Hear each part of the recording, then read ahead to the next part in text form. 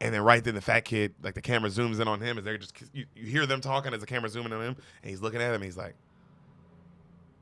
"You guys want to see a dead body?" Damn, we start there.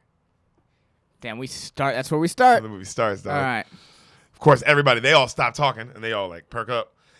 You hear the narrator. We all knew what he meant. You know, Vern, he had this thing where he hid pennies in a jar for like years, right?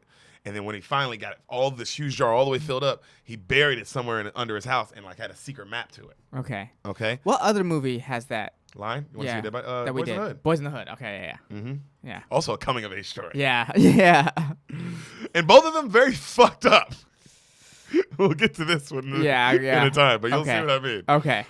So Vern, you know, he hid all these pennies under his house, right? Right. But sadly his mom threw out the map.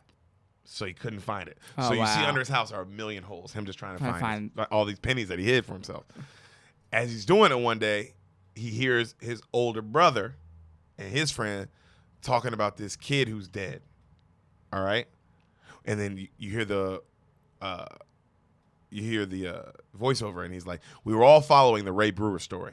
3 days ago, apparently, he went out picking blueberries and disappeared. Oh, shit. Okay. He was our age. All right? Uh-oh.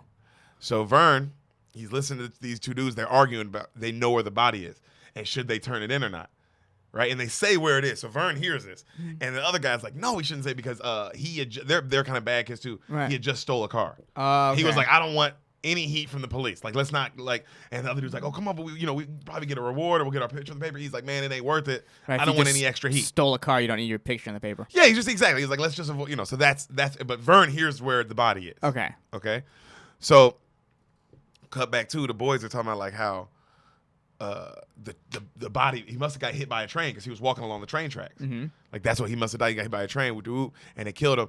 Also, if we go find the body, this is the young boys. We'll Right. be on the news and shit, and they'll pin a medal to you, Vern, and we'll all get our picture taken, and all that stuff. And they're like, "What do we tell our folks?" And like, we'll say we're spending the night in Vern's backyard camping, Right. And then the Vern goes, "But if we find the body, everybody's gonna know we lied and we went out looking for the body."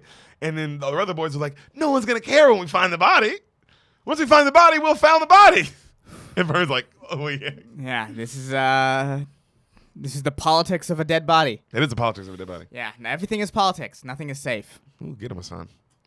So Vern's still a little nervous, and they're like, "Come on, Verno." I mean, I'm like on Vern's side. I would be like, Right. "Bro, I don't know if I want to go find his dead body that bad." Yeah, this is wait, Vern is the bigger kid? Yeah. You The brought it nerdier up. one. Right? He brought it up, right? Yeah. Yeah. Well, don't bitch out now. He's a little, but I told you, he's a nerd. Yeah, I get it. But you also brought it up. You brought it up. You brought it up to your friends who are wild ass niggas. Too. Yeah. It's not like the other friend brought it up and he was like, I don't know. He was like, "Yeah, do you guys want to see a dead body?" Implying that he will take them to a dead body.